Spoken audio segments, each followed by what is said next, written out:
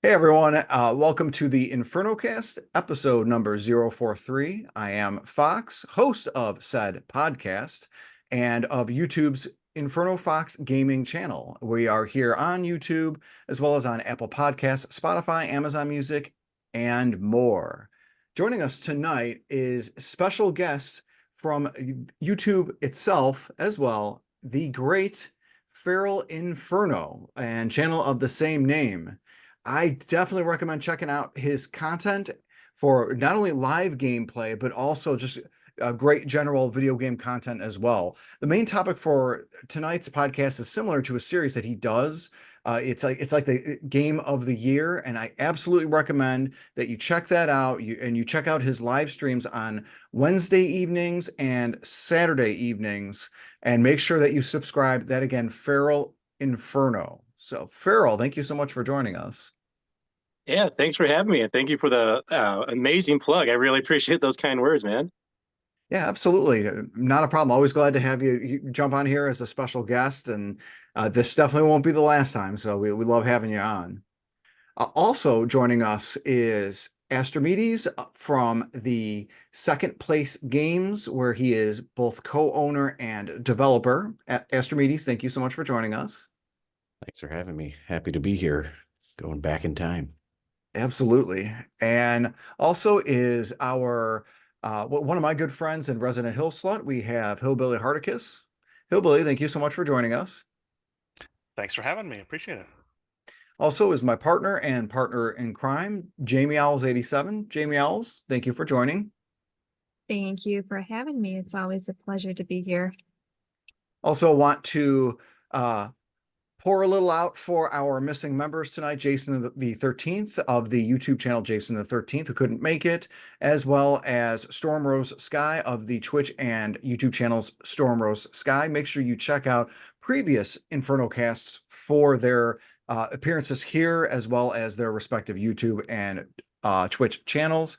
And finally, last but not least, we have Simbu Darkfang of the what is it, SCWC, Scurry Face Wrestling Federation show that airs Sunday nights and Wednesday nights on Twitch. But also Simbu has an actually important message to talk about with May being a special month. Simbu, can you elaborate on that?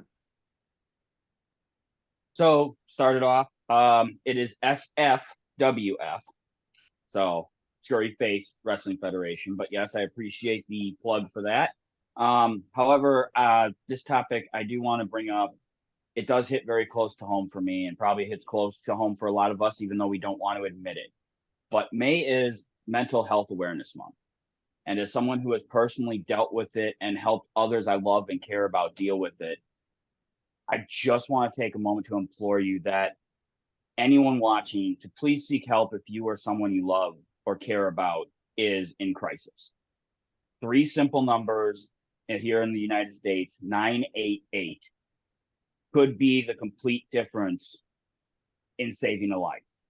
There's somebody always there 24 hours a day, 7 days a week that are ready to answer your calls to help you or someone you love,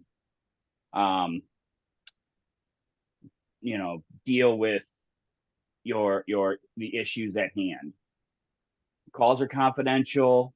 All right. And there's no shame in asking for help. At my personal lowest, I had people there who held out their hands for me. And I'm not a kind of person that likes to ask for help. I don't like to burden people with my problems. I like to be everybody's rock.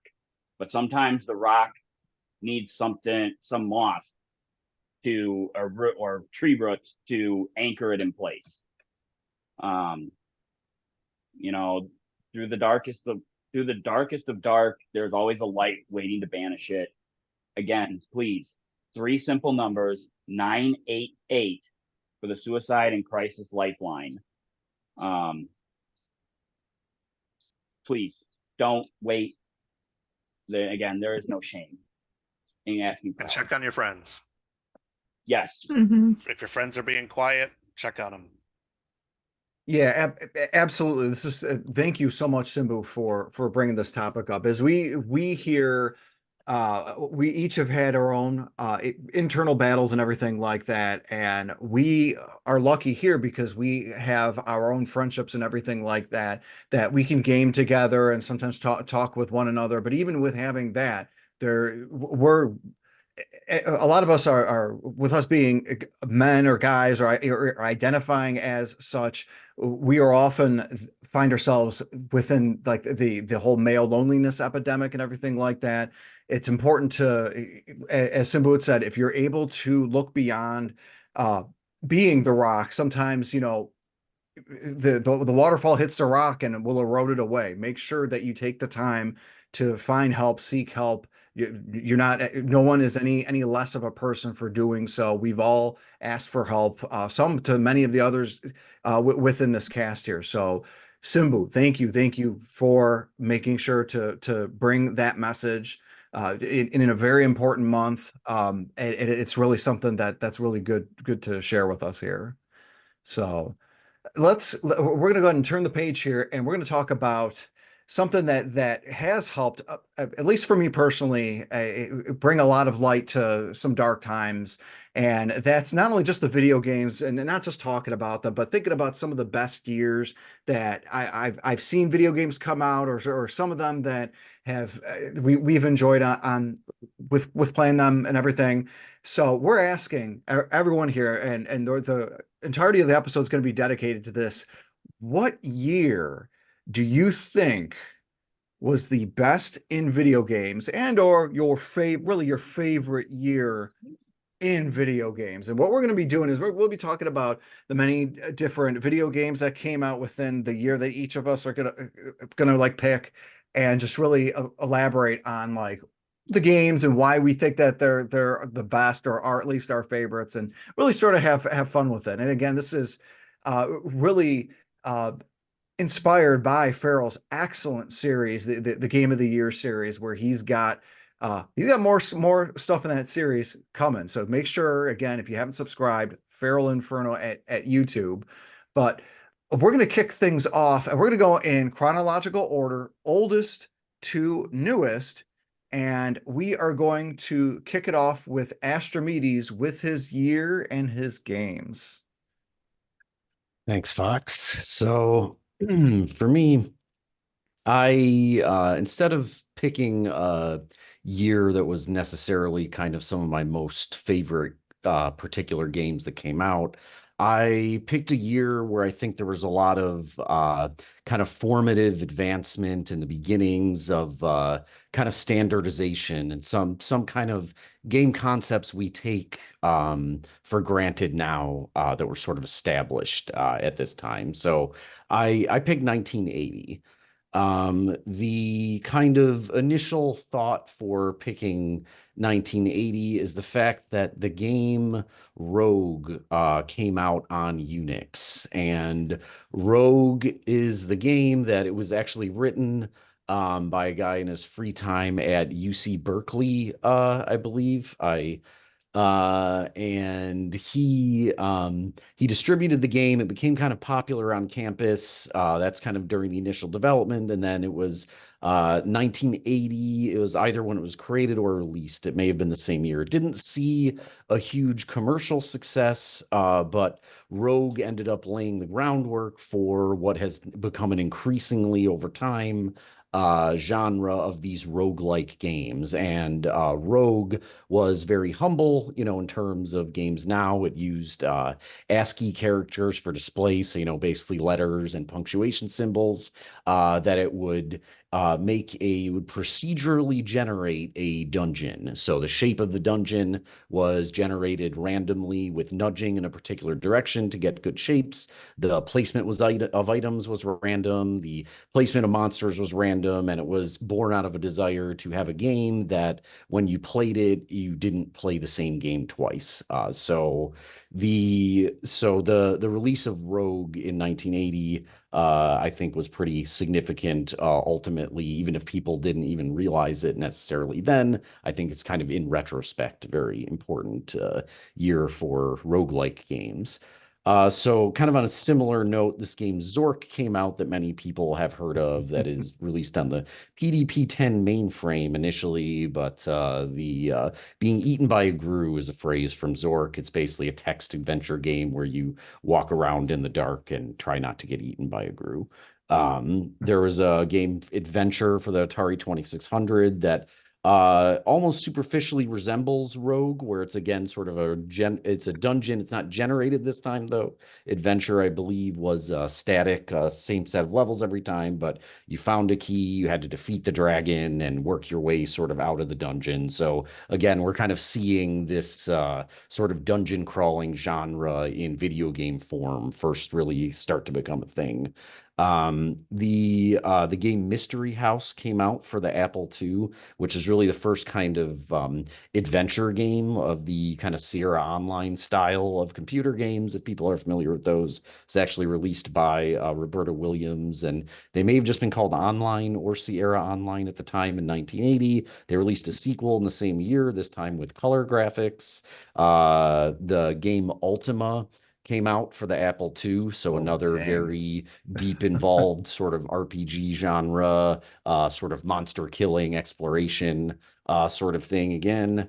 There was also, I think 1980 was interesting too, because there was a lot of, I wasn't part of this scene or necessarily know a lot about it other than I know it was a very active community for the time in 1980. There was a pretty active home computer game scene going home video computer game development scene going on in the UK, where computer games are coming out for the Sinclair and ZX Spectrum. So there's a lot of hobbyist activity on computers at the time in 1980 that I think was interesting and sort of spawned again some of this like experimentation into games. 1980 was also a pretty big year for arcade games. I would be remiss not to mention for Stormrosesky that the game Pac-Man was released in arcades by Namco in 1980, which is often cited as, the first game with the mascot, though that's probably arguable. The first maze chase game, so again, we're maze games, and the first game with power-ups, supposedly, though that one's probably arguable too, I would guess. So the Game and Watch handheld came out, which I'm mostly mentioning for Fox. Like this was 1980 was probably essentially the cusp of what was going to be a huge amount of activity, from Nintendo. I think 1981, I think, was Donkey Kong, right? Yep. So you could say this is kind of the dawn of some of those early Nintendo games. But Missile Command came out in the arcade. Centipede came out in the arcade. Space Invaders came out in the Atari 2600. I believe it was released 78 or 79 in the arcades. And also Data East released the first standardized arcade platform, which I think is interesting on a technical level. So previous to this, every company had essentially built their own custom hardware for every arcade machine. This was when we first start seeing a standardization of the technology where companies are more making, more like the software, though technically they were making hardware that plugged into these things too. So yeah, I think it was 1980 was a pretty significant year for advances in a lot of sort of like now very well known and established as genres, kind of computer games of the RPG sort of Dungeons and Dragons descended sort of games. I think we saw a lot of these arcade hits and interesting arcade technology, and I feel like a lot of the modern games I like sort of come out of a lot of aspects of these games that released in 1980. Yeah, and you're definitely right. It's funny. It's like the house of the video game industry built by Atari before getting blown over by oversaturation and Simbu's favorite game E.T. They were literally building up the framework of the house itself with a lot of the stuff that came out that you had mentioned. It's funny to think that literally the genre defining roguelike with the game Rogue coming out in 1980 and Ultima as well, man. And like RPG fans know that as like the literal grandfather or great grandfather of RPGs. Yeah, it's Man, a kitchen sink RPG where he pretty much put in whatever crazy stuff he wanted to. oh, Farrell, have you played or had any experience with Ultima at all? Like the series? Very limited. Yeah, very limited. I played, of course, Dragon Warrior, the first Dragon Warrior, and some early Final Fantasies. But the Ultima games were going that far back from starting with the Final Fantasies and Dragon Quest. It was a bit much for me to go back to the Ultima games because they were a little bit more.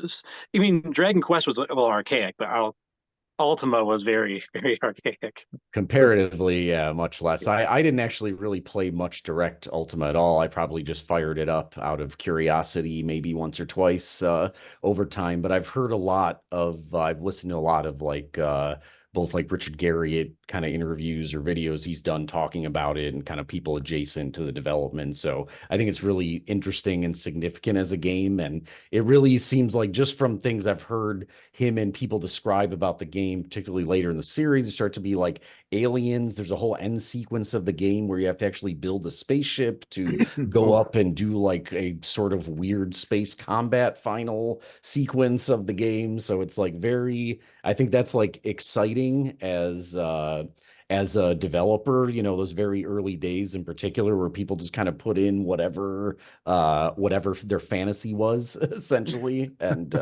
it really made a very unique feeling, strange game that was very significant.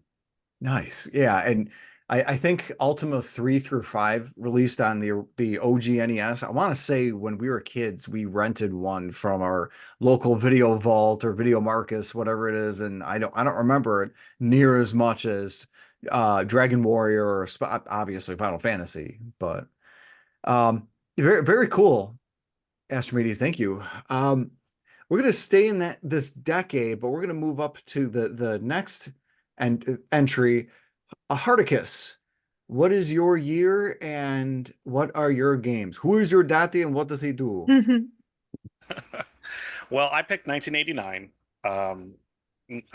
Not necessarily the greatest, time for video games, but I think it was one of the more notable and important because Minesweeper was released, Oh, and there you I mean, go. how many hours have we all killed with Minesweeper? It's the pinnacle of gaming. A But seriously, significant game, like it or not. right? um, the two big reasons I picked this were the Game Boy and the Genesis were released, Oh, and wow.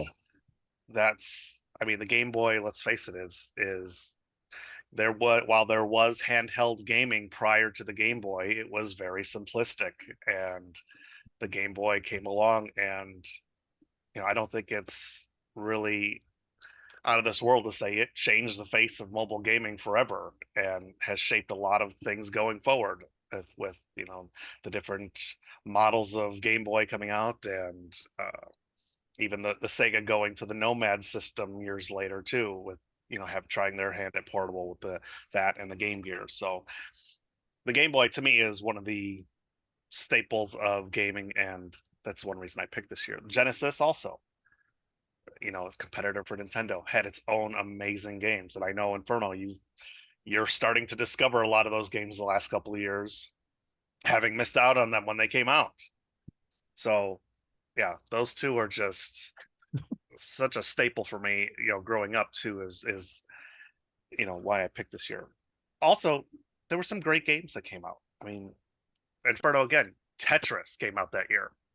You know probably better than anyone in here that how long Tetris has stayed such a staple in this industry. It's released multiple different copies across, or multiple different games across many different consoles, and it just it's one of those staple games. um the arcades also saw some great games like Teenage Mutant Ninja Turtles. There were some great like beat 'em ups was one of my favorite things growing up. So this year, like Golden Axe came out, Final Fight, Double Dragon 2, and some of those staple beat 'em up games that I loved playing as a kid. The PC had Wasteland. If any of you old people remember Wasteland, that was the start of things like the inspiration for games like Fallout and things like that. So Some of the more personal games I really enjoyed that year that came out were like DuckTales.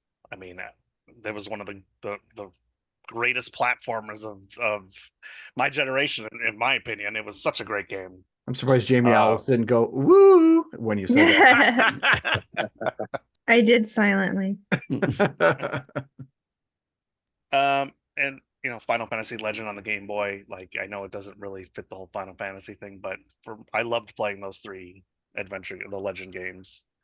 Some of the favorites for like Nintendo were A Boy and His Blob, Adventures of Lolo, and Uncle Fester's Quest. Nice. Just all some really nostalgic games that I was at a yard sale not so long ago and I saw Fester's Quest and I'm like, oh, I remember the game. I remember it being annoyingly difficult to play, but so fun. Yeah, I remember. Like I said, not not like a super flashy kind of year, but they had some really good releases and games, and those two consoles I think were big for gaming in general. And those three beat 'em ups you mentioned all still are, some of the best beat 'em ups. I mean, Gauntlet 2 is probably better than Gauntlet, I would say, but Gauntlet 2 and sort of by extension, Gauntlet's my favorite beat 'em ups. And I don't know, well, oh yeah, Double Dragon 2, it's tough. Like you said, all three of them. Gauntlet, I don't think Gauntlets are beat 'em ups. Do you mean Golden Axe? I meant Golden Axe. I have a problem. It's all good. Hey, that's all right. You didn't have too, though. I was gonna say you weren't the one that had the false start earlier today, so you're doing good, Astrimedes. My mind switches those when I say them. I know what the games are, Golden Axe and Gauntlet, respectively. I've played a lot of both of them. For some reason, I like to say the wrong name. No, I totally get it. And the funny thing is I've got the Gauntlet, one of the Gauntlet games within my Mortal Kombat 2 arcade system from Arcade 1-Up. So I could see getting them mixed up, especially because of the Golden Axe Arcade 1-Up system. I mean, let me explain for Farrell. Arcade 1-Up is a series of arcade cabinets. I'm messing with Farrell here because Farrell has an impressive collection of arcade 1-Ups. Golden Axe right in front of me, actually. To tell the truth. It both starts with G, so yeah. Yeah, it's in the G's. If I had one of them in front of me, I might not have messed it up. Yeah, really solid, excellent pick, Hardicus, especially with the fact that the Genesis, while it didn't blow up until a certain Mickey Mouse Felix infused mascot burned its way across the United States in 1991, it was still had a solid 16-bit system with some good games up to that point. And like you said, obviously the Game Boy, who would have imagined that Tetris would be the thing that would be the killer game that would inspire one of the greatest movies ever, Police Academy 7, Mission to Moscow. So, I mean, if you're looking for that quality piece of cinema, there you are. But yeah, that's excellent. I like it. Jamie Alice, I remember you had mentioned Fester's Quest before. You like that game? I played very little of it when I was a kid, but I remember the very beginning of the game used to scare me. I don't know what it is, just the way how Fester looked at the camera and his eyes were huge. Yeah, it scared me. Yeah, because especially the aliens abducting like the people, like that's a little messed up, I was fragile back then. All righty, so we're gonna move on to our, if I'm remembering our special guest of honors year, I believe that he's going to be up next. Feral Inferno, what is your year and the games that you'd like to represent? Sure. Yeah. 1994, I believe is at least for Feral Inferno, is the greatest year in gaming. And really, it kind of, for me, represented like the peak of the evolution for a lot of different games that I really enjoyed. I love the 16-bit era. I'm going to start right in January. And the game that was supposed to come out on my birthday, but got delayed a couple weeks, of course, because it was on my birthday. The year started off with a bang with Mega Man X for the Super Nintendo. Mega Man X And I grew up with the Mega Man series, right? We were up to like Mega Man 5 and 6. I think 6 was either in the horizon or just come out. And then we had Mega Man X. And like I just remember seeing the screenshots for it. And like you get the armor upgrades and all these other great things. Mega Man X, man, a lot of people call this the best Mega Man games to this day. I think you even had a show a while ago. It's like, hey, what's the best one? It was like 2, 3, or X, right? X is always in that discussion of being one of the best Mega Man games of all time, of the whole series. There's like 40, 50 different Mega Man games out there, right? But Mega Man X, man, it was taking everything that Mega Man was on the NES and bringing it to the next level, and they did it right, and they took their time with it, which wasn't something we really saw with Mega Man games up to that point, because it was kind of, hey, let's churn one out like every year. Mega Man X, like the love and care in this game was just astronomical.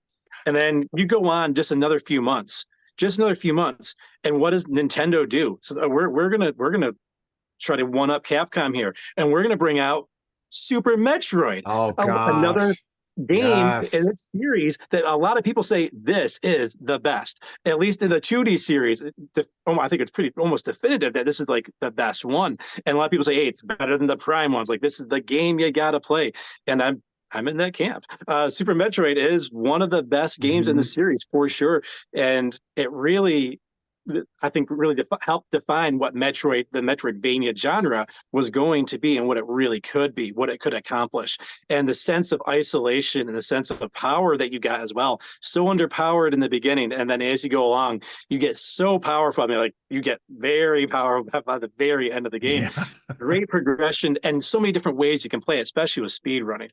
And then a lot of people call this one of the best games in the series. I think someone on this podcast might even call this the best game in the series, or at least their favorite. And that is not Final Fantasy VI. I'm sorry, Fox, but it's actually Final Fantasy III, which is actually Final Fantasy VI.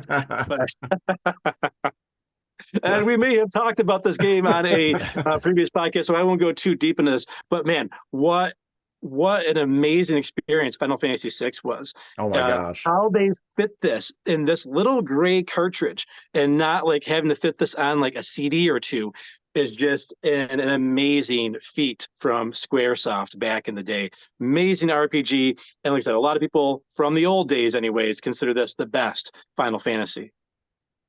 And then Nintendo still says Nintendo partnered with their second party friends over in the UK, said, hey, 32X, Sega CD, get out of here. We've got 3D graphics, and we got that with Donkey Kong Country. And this game, for those who didn't grow up back in the day, this game blew us away graphically. Like we had no idea how this was working.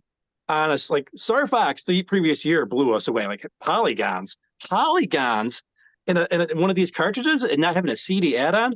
Granted, it had its issues, but we didn't care about those issues so much back in the day.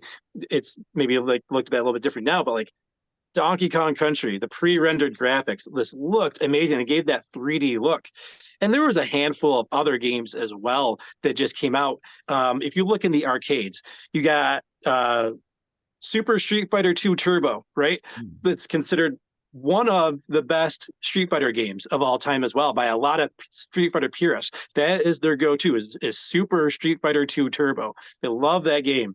I like vanilla Super Street Fighter 2, but it was huge. It was huge in the arcades. Having all those characters, the balancing, people loved it. And it was a hard if you were just playing against a computer even. Like the AI was amazing in it. Staying in the arcades with the fighting game scene, Killer Instinct. That game, graphically, was like for like its time was absolutely amazing. And then we were thinking like this was going to be the N64 graphics, right? There's Nintendo Ultra technology. It looked amazing. Like this was Rare in their heyday right here. And Rare wasn't done with the arcades yet. Even they had Battletoads, the arcade, 3-player arcade game. Very limited release, but it was an awesome experience. And seeing the Battletoads, how they probably really should have been envisioned in the first place. Like super violent, super comical, and a lot of fun. Marvel Comics saw their first real good console games because they had a problem with, like, they were okay in the arcade. They were pretty good in the arcades up to this point. But the console games, LJN kind of messed up X-Men and Spider-Man a lot. But then, we get X-Men Mutant Apocalypse and Super Nintendo, made by Capcom. Super challenging game, but super tight gameplay and really represent the X-Men franchise. LJN comes out with a great game. And a red cartridge, Maximum Carnage, Oh, a yeah. great beat 'em up. And it's only one player, but that's okay because it is an awesome, awesome game on the Super Nintendo. And for a big Marvel fan like me, having these games come out on a console was absolutely huge for me. Absolutely huge. And Capcom had to partner with Square Enix on this, and we've talked about this game before too, Fox, but Breath of Fire. Breath of Fire. I got the Japanese version here, but man, Breath of Fire came out. Capcom and an RPG where you get to turn into dragons. I still remember the night I rented this game.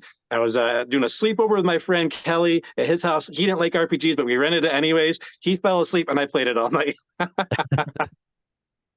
Just real rapid fire. The game, probably the game of the year, Mega Man Soccer. Come on. Mega Man Soccer for the Super Nintendo. I mean, a lot of people don't like it, but I actually do. I love Mega Man Soccer. Brain Lord was another great one as well. And then Super Punch Out, staying with the Super Nintendo. And then for our Genesis friends, Castlevania Bloodlines, which I just beat. Fantastic game. It's awesome. And Contra Hardcore. Oh, I love Contra Hardcore. That's probably my favorite Contra. That's awesome. Like 94, man, hit after hit after hit. Just, oh my gosh, the Donkey Kong Country, especially Jamie Owls. You would say you're a fan of Donkey Kong Country, right? Oh yeah. The first time I played it, I was at my cousin's house because he got it for Christmas, and we were in the basement all playing with it together. And yeah, it was really cool. Still enjoy it. And Donkey Kong Country's the reason. Sorry, I just wanted to mention Donkey Kong Country's the reason I hunted down a SNES clone hardware system, because my wife was not satisfied with the timing of the emulation that she played of it. Make sure you pick up DKC 2, the sequel that came out in 95, because I'd argue it's the superior game, but what Rare did with Donkey Kong Country it's amazing. And you had a little bit of hot take salad regarding some of the Marvel video game output. Simbu, I think I remember you saying that you played some Marvel Comics games back in the day. That would be the X-Men for the Genesis. Yeah. The 2-player, but you can only have, you got 5 choices, but only 2 players.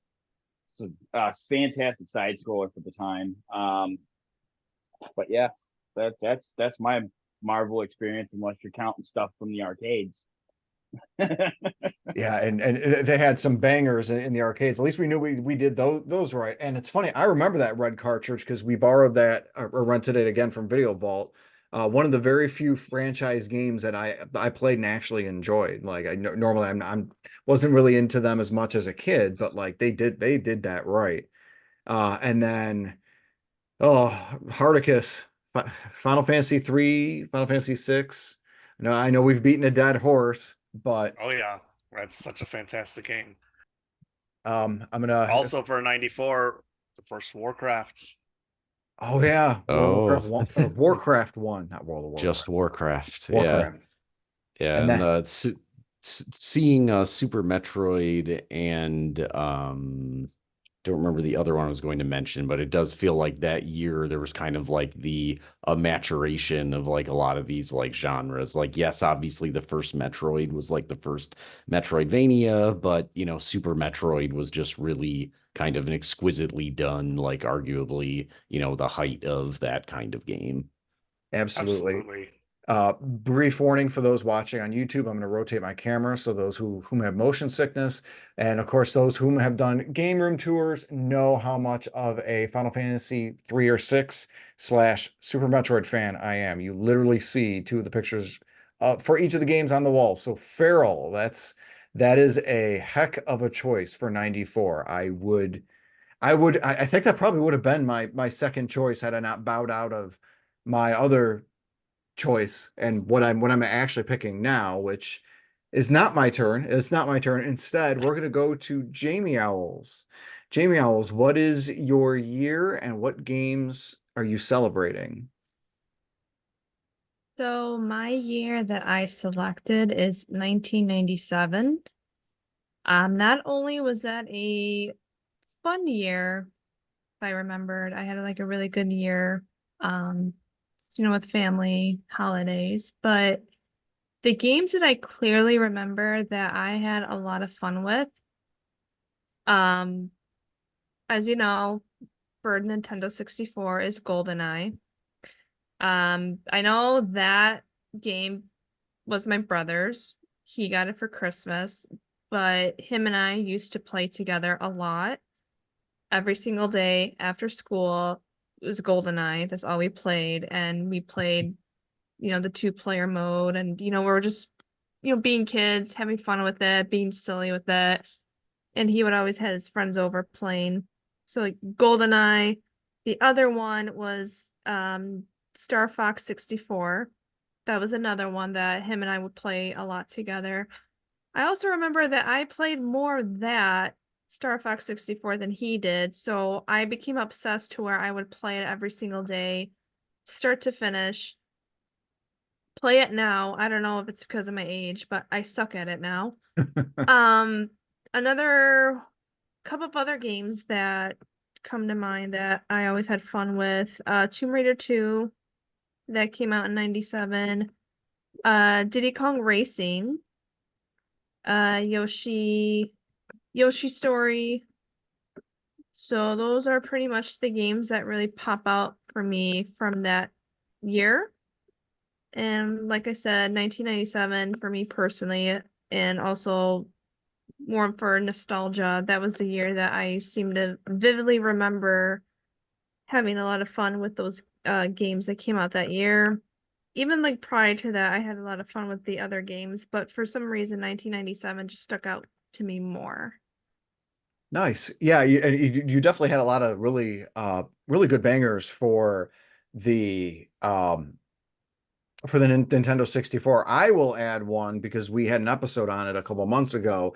It's a little game that Hardicus also has quite an affinity for. I think it's Final Fantasy VII. Yeah, Final Fantasy VII also came Yeah. out in 1997, if I'm remembering right.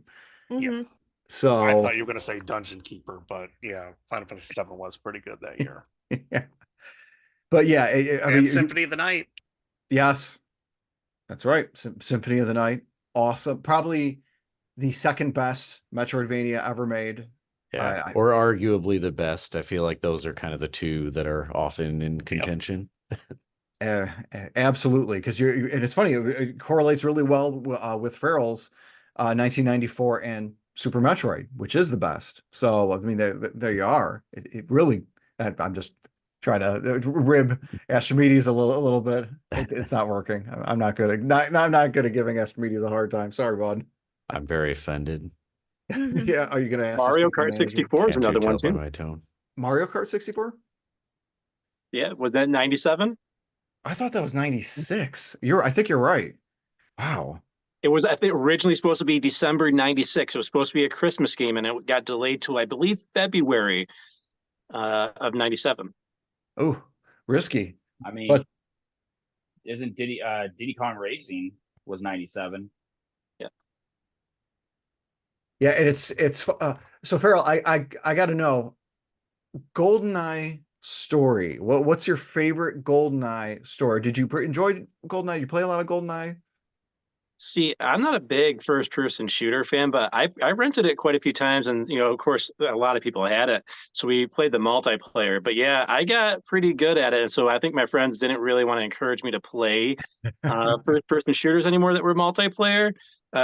We'd get to the caverns. That'd be my go-to stage, and load up the proximity mines as one of the weapons. And I'd find a certain spot where, like, you're down like there's a certain part like you're on some type of like metal like grating, and there's like there's a stair in front of you, a staircase behind you that lead up, and yeah, I would just put proximity mines all over the place in certain spots, like very certain spots, and like if anybody, there's like one spot where people could approach, but I'd have my little pea shooter there ready to go if they got into that spot. So it was very difficult. They'd have to come in kind of guns blazing to get me in the spot that I was. But it was like a super hard spot. Of course, me being super analytical and everything, I found that spot where I could just stand there and not really do much of anything and just have my bombs take care of everything. Since Jamie Owls is in there with mine, is 97 is also the year Fallout came out. Oh, the original. I was just gonna point that out. Is there you go. The original Diablo and the original Fallout, both. That was the Wow. inception of the two of the mega giant game series. Descended from roguelikes. The original during the original development of Diablo, they were actually imagining it as turn-based. It was a decision during development to make it a real-time game. Wow. And that was a fantastic choice. Yeah, because it was Sorry, really helped yeah. to delineate itself. So, sorry, Jamie Ellis. Sorry, I didn't mean to interrupt. I just wanted to mention that Crash Bandicoot 2 came out that year. How could I forget that? Yeah, and I remember you and I had played GoldenEye recently with the remote mines, so you remember that too, right? Yeah, you sucked. Just let me play. What a jerk. Oh. In my group of friends, it was just a point of pride to try to kill people with the club. That's the main thing I remember. I'm also not a first-person shooter fan generally, especially not now, but for some reason, we played that game. A no odd job. Oh, Of course. Slaps only. License to Slappies kill, only. no odd job. Slappies only. That's when you pull out the. Oh, go ahead, Jamie Ellis. When my brother and I were playing, he unlocked 2 different characters. One was Jaws, and I forgot what the other guy's name. He was very short. Yeah, and Odd Job. That was Odd Job, Okay, that was yeah. Odd Job. We would play those characters, and it was so hard because one was so tall, one was so short. So I think I was Odd Job, and he had a hard time trying to hit me because I was so tiny. He was so tall. So it was fun. No gold guns. Oh, gold guns. Gold guns. Oh, speaking of which, we are now up to Simbu, whom was keeping it a secret to everyone. It's a secret to everyone. Simbu, what is your year and what are your games? Well, I'm trying to sort of. I can't really.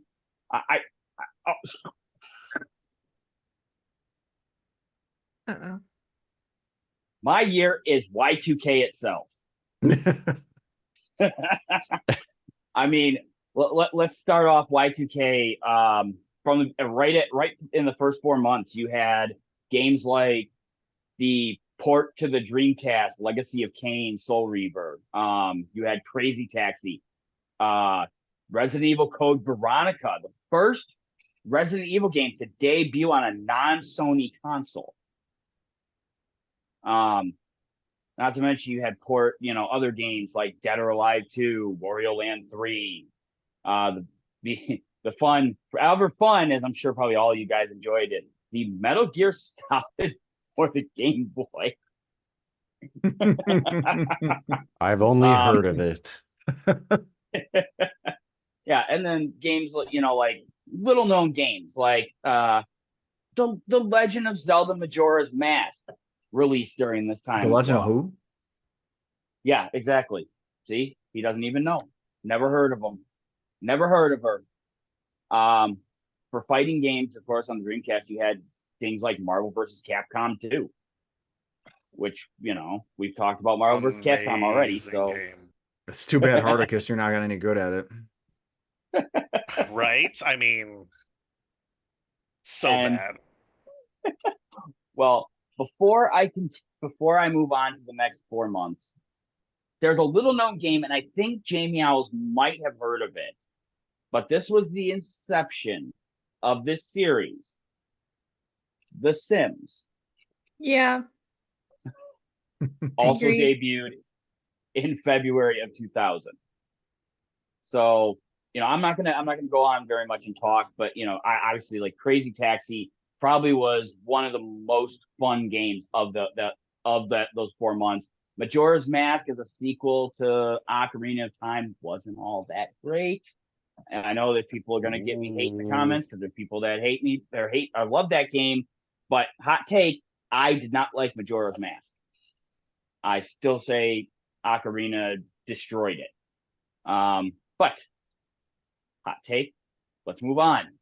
Come to May. Now we've got games such as a game that I have dunked on, and I have done in a previous cast, and I have dunked on it for its graphics, but it was still fun. Perfect Dark, releasing in May of 2000. It was still a fun game, regardless of how crappy and polygon and pixelated the graphics were. The cheesy face scans they had on the characters. But it was still a fantastic game. It was a great, it was still a great first person shooter. Continuing on, the original Deus Ex was released in 2000.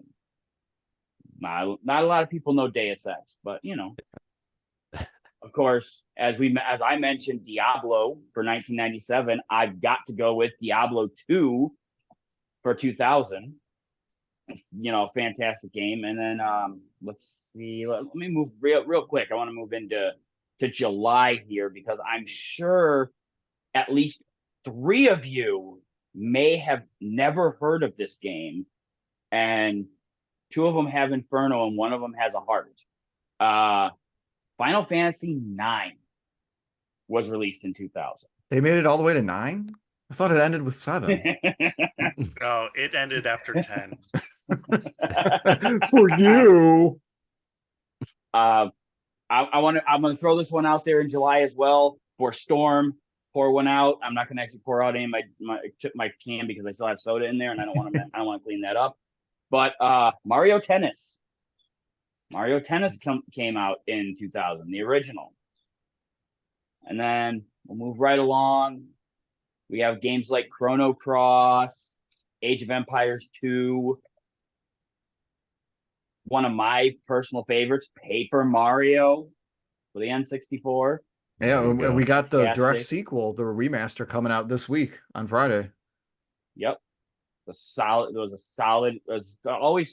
was such a change from your typical Mario, but not so much as it was infuriating that you couldn't do it. As in, like, yes, there was, challenge. It was challenge to the game, but it wasn't like that open world feel where, like a Final Fantasy, where I've got to walk clear across the entire disc to go find one little thing to come all the way back to maybe be able to beat this boss.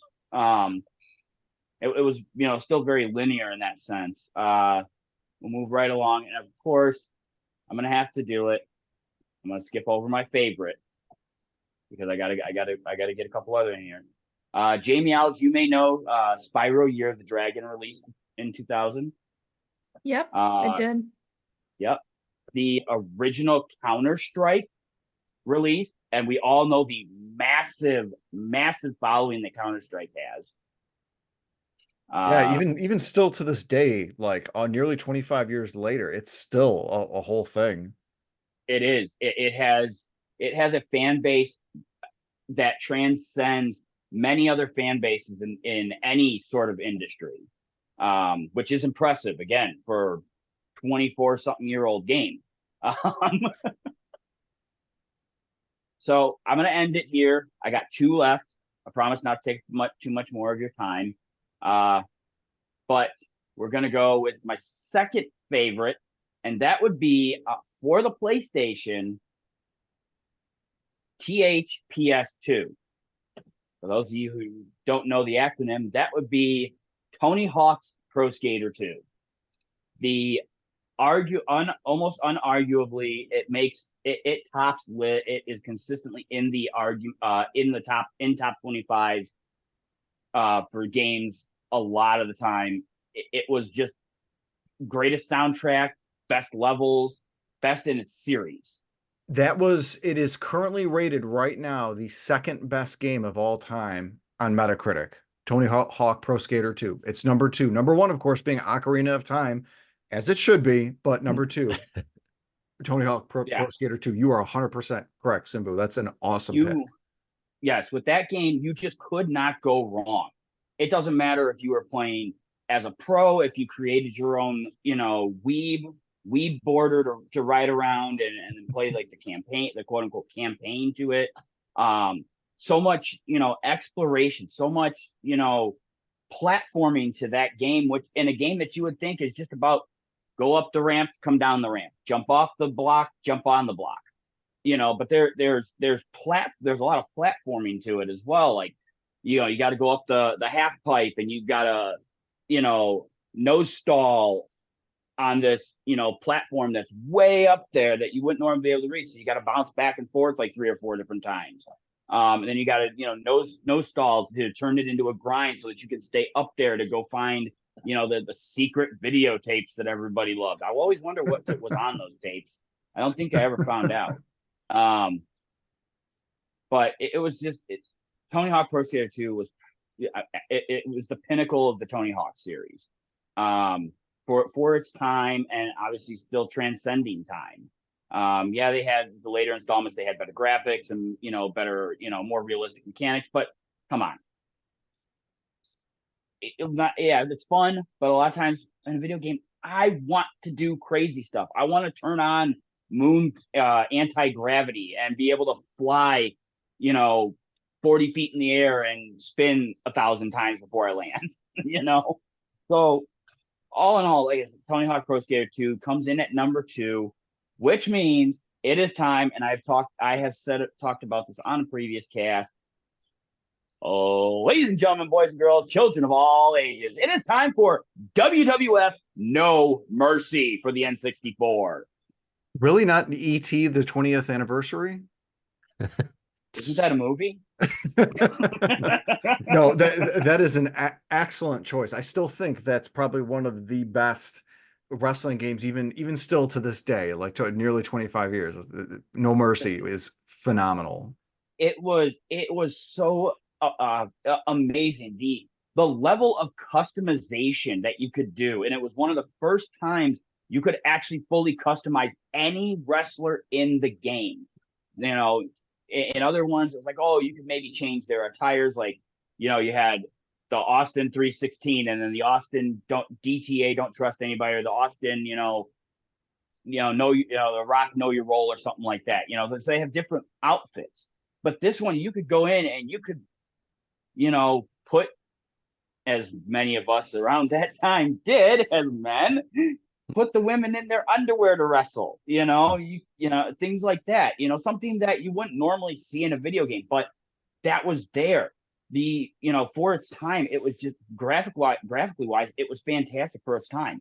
Not to mention one of the few games with a first blood match, something you didn't really see in WWE games around then, but it was an actual option.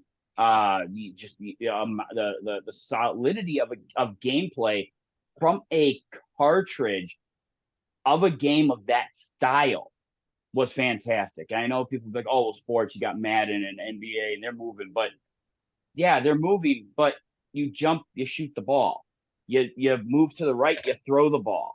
Like this is a game where these two are going back and forth, and like it's not just, oh, I jump to tackle you.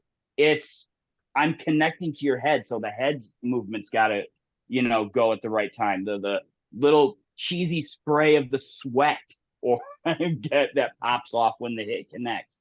But it was just that was again one. I'm not gonna pull punches. It probably was the pinnacle of any wrestling game out there.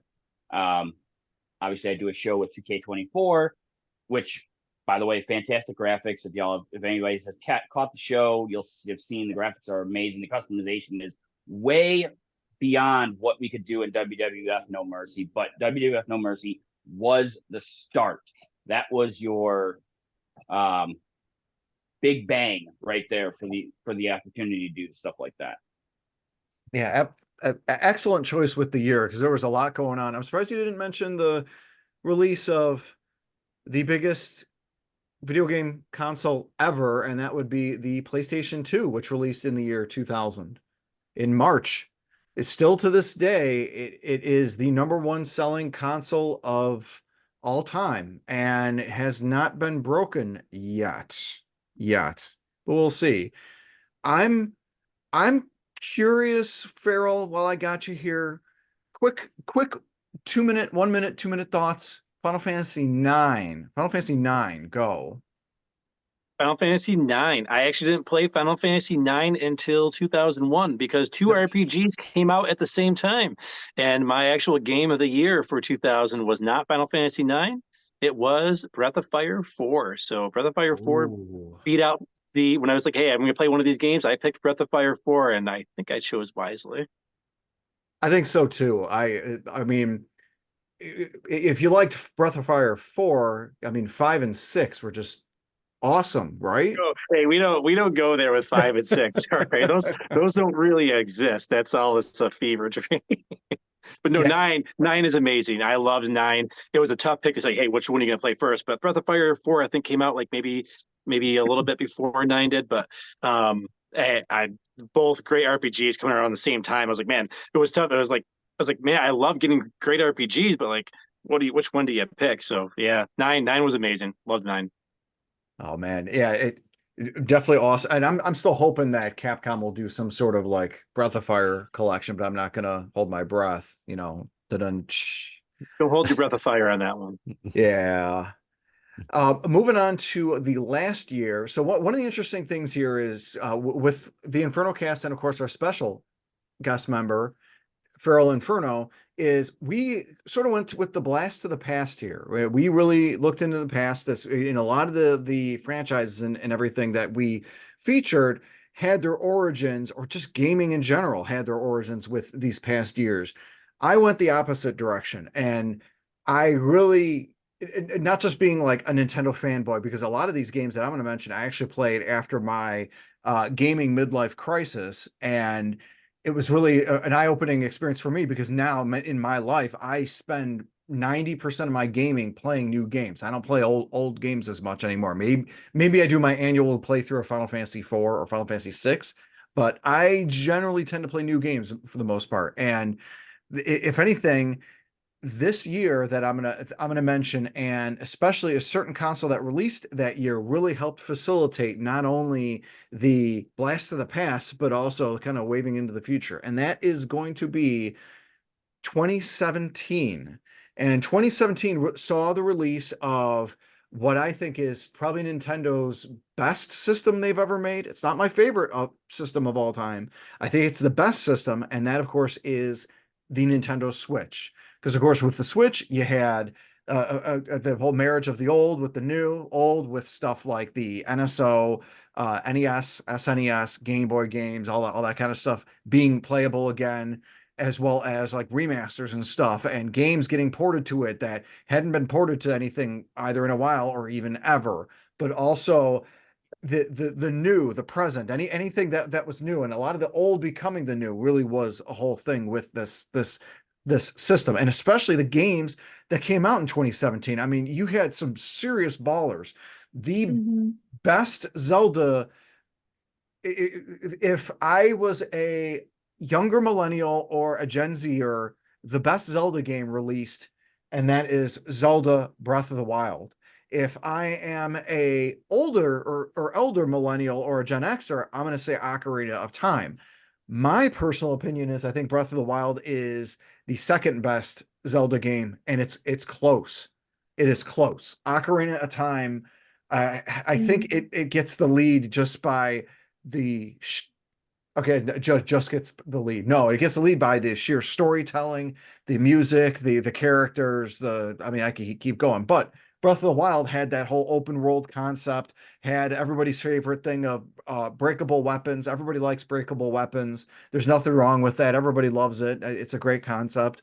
No, that's probably the thing that annoys people with it the most. But like that freedom just to go do whatever the heck you want to do, and maybe you want to do the story, but maybe you don't. Maybe you want to do a side quest. Maybe you want to grab a horse or go to the top of a mountain at midnight to see an honorarium to a former Nintendo CEO who is deserving of that, and then some. It's just the whole bunch of stuff that they have in that, and even like taking advantage of something as obtuse as amiibo support to have like your own Twilight Princess Wolf Link to accompany you. There's a lot of cool stuff that was with Breath of the Wild, and it holds up.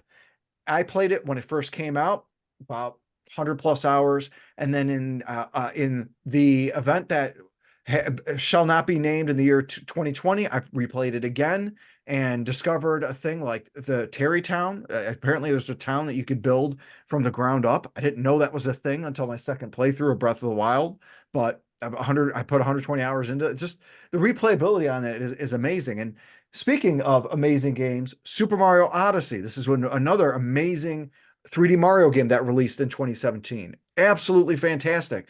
A lot of people are crapping on Super Mario Odyssey, and they're saying that it hasn't aged as well. I dispute that. This is another game that I replayed in 2021 after first playing it in 2017, getting all 999 moons. It was a lot of fun. I didn't get all the moons again on my second playthrough because I will admit I wasn't as motivated as something like Mario 64 or Mario Galaxy getting all 120 or 121 stars. But like the gameplay is just solid, and being able to have the hat and throw it and become whatever you land on, amazing. It's fantastic. And then you got other games like the Wii U port of Mario Kart 8, now Mario Kart 8 Deluxe, and it is the best-selling game for the Nintendo Switch. I think it is at 66 million units or something like that, and then with the Wii U sales, it's like at 74 million. So it's now one of the top-selling Nintendo games, period. So it's an amazing racer. Also, one of the greatest RPGs, Xenoblade 2, fantastic RPG. I finally played through it. Farrell and I and a couple special guests will be talking about this particular series, which saw a second life thanks to the Nintendo Switch in a future video on Inferno Fox Gaming. So make sure that you not only check out Farrell's channel as well as the guests that I'll mention later, but also keep an eye out for that. And then some other games and other stuff like the SNES Classic Edition. I remember waiting out in a Target parking lot in a pretty close, like position number 10 out of about 70 people at a Target waiting for that to open at 8 a.m. I got there at 6:30 and I was the 10th person there. There were 70 people. When they opened the store, they only got 11 SNES Classic Editions because that's Nintendo. And Nintendo has a history of shorting stuff like that. Not just focusing on Nintendo, because amazing games in 2017, like Sonic Mania. I think Sonic Mania is probably the one of the top 3 Sonic games ever released. Fantastic, awesome. Dragon Quest 11, one of the greatest RPGs also released. And I want to say that's the PS4 version. That was the original one that had released. I played Dragon Quest 11 S, the definitive edition on the Switch. Amazing. Can't recommend that enough. Little game that I think Jamie Owls liked. Horizon Zero Dawn. It was another good game. You'd say, right, Jamie Owls? You Horizon fan? I liked it. I'm not really into like, apocalyptic games or robots, but I really liked it. I gave it a chance and I fell in love with it. I thought that was a great game. And then also released that year. Sorry, Simbu, did you have something to add? I don't want to cut you off. Oh, I was just gonna say, I was trying to mute myself. I was gonna say, yeah, Horizon Zero Dawn is a fantastic game with a bit of a unique take on enemies and combat in its own right, which made it all the more fun. Yeah. I mean, it could have just been yet another run-of-the-mill open world game, but it had a lot going for it to really sort of separate itself from the herd. This was no Skyrim clone. It's not anything that's going to be like that. This is its own unique sort of thing, sort of take there. Another game that came out on the PS4 was Nier Automata, which sends RPG lovers hearts a flutter whenever Near Automata gets mentioned, because I know there's a huge following, huge fan base with that. I know Simbu had hot take salad with Majora's Mask. My hot take salad is that I didn't care for Near Automata. Please don't flame me too much. I didn't care. I like the gameplay itself was solid. It was fantastic with the action. The action was really great. I liked switching between that and the shmup shoot 'em up parts, but the graphics were extremely dull. The music was a little more less melodic, more just ambient, and the story convoluted. Like it went out of its way to say, okay, you played it, now you got to replay it again and again and again and again and again. And I get that that's the creator's method of storytelling. That's what they did in the previous Nier game. But I'm like, I beat it. I'm good, and I'll go on to another game. And then this one also is we're pouring one out for one of our missing homies here, Fortnite. The actual Fortnite Battle Royale, as we know it today, 2017. Now, the original, how it came out, Fortnite Save the World, I think the Save the World concept was 2016, but I believe it was the actual Battle Royale was 2017. Well, if we're pouring one out, I want to throw in Friday the 13th for that same one we're pouring out for. Yes, and that was 2017 as well, right, Simbu? Correct. Farrell, what are your thoughts about 2017? Well, yeah, it's a banger of a year, especially with those two games you mentioned, Breath of the Wild and Super Mario Odyssey. Huge. I would say those are two games that were maybe floundering a little bit, two series that were still very popular, but coming off of Skyward Sword. Skyward Sword was not very well received due to its controls coming out very late in the Wii's life cycle. A lot of people have moved on from the Wii at that point as well. So Skyward Sword was a little bit of a disappointment on a lot of different fronts. Mario, well, I enjoyed 3D World. A lot of people did not. It wasn't what they were looking for. Even though it was, which was crazy because 3D Land was a hit on 3DS, but then 3D World was like, oh, this isn't what we wanted for whatever reason. Maybe it was because it was on the Wii U. I don't know, but it was another. Well, Nintendo's two flagship series were kind of floundering, coming off of the Wii and Wii U. I mean, Zelda didn't even get a new entry on the Wii U which was Breath of the Wild, which, everyone plays the Switch version, of course, but, it didn't get its own dedicated Zelda game. So yeah, that was a big year for us. I think Nintendo fans in particular. I think it was very big for Nintendo fans. And you mentioned, one of the greatest games also was Xenoblade Chronicles 2. Come on, Xenoblade Chronicles 2. That's game I was on one of your collaborations. I think the very first collaboration video I did with you, a big collab. So games you slept on. I slept on Xenoblade 2, and then the Schmobid year could go with your rhyming scheme here. Is when I discovered that, so kind of like similar to how you kind of rediscovered Breath of the Wild. I discovered Xenoblade 2 that year. And I was like, wow, I should not have waited on that. So yeah, great year, great pick. Yeah, thank you so much. Yeah, it definitely had a lot of really great bangers, and really, we all did. I felt like we did a great job featuring a lot of some really fantastic history with gaming and just games themselves. So definitely huge shout out to our fantastic cast and crew, and especially Feral Inferno. Feral, is there before we wrap things up, is there any content or anything that you got coming in the pipeline that you want to let people know about or anything? Yeah, there's actually, I got a pickups video coming up on Saturday. It's actually going to be going over a lot of different years of gaming. You'll have to do the math on that one, but stay tuned for that. And tomorrow night, Wednesday, coming up, we got our grand finale of Crystallis. Forgot the name of it. I can't believe I forgot. I've been playing it so much. I've been loving it. This has been a game that's been a bucket list game for me for many, many years, and it's been great to play it live with my audience and a lot of people coming in and even you Fox have come in, kind of give me some helpful hints because it's a little cryptic at times, that old NES RPG storytelling and progression. They don't always give you all the things you really need to know, but it's been a blast. And beyond that, we got Game of the Year coming up pretty soon.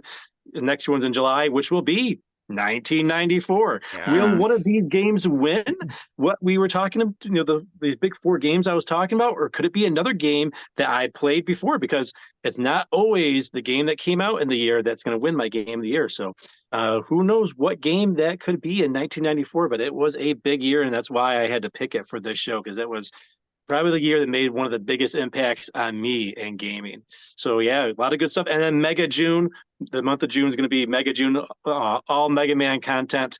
And we got a great collaboration coming up with somebody who might be on this podcast as well on that collaboration. Nice. Excellent. I'm so looking forward to all the content, the Mega June. Definitely looking forward to the 94 July video, and I've really been enjoying the Crystallis one, and I felt bad because I'm like, I don't want to like totally like make it like, okay, follow this, do this, follow this. So like if you see me sort of quiet down, that's me being like, I'm not going to guide him through this because that's not good. That's probably not You know what? fair. It's so I appreciate the help. And you know what? For me, the reason why I started doing live streaming was because of things like that.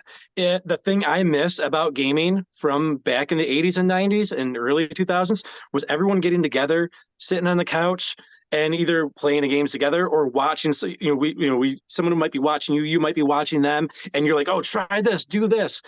So when people are in the chat doing that, I love it. So keep it up. I love the hints. Just no spoilers.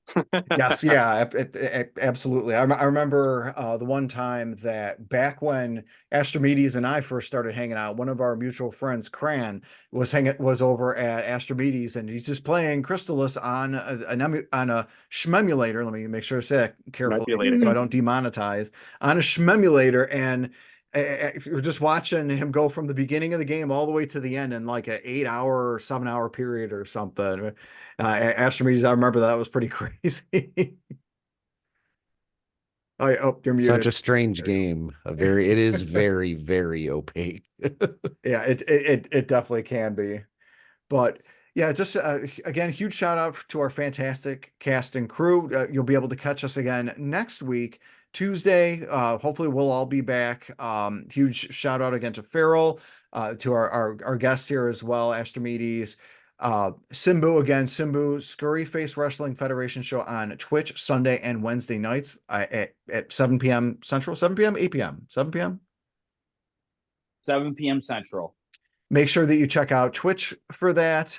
Jamie Owls, and then again, big shout out to Jason the 13th and Stormrosesky. And lastly, of course, to our wonderful viewer and listener, thank you so much for listening, and make sure you comment in the comment section below if you're watching on YouTube, and let us know your favorite gaming year. So thank you so much again, and have a great day.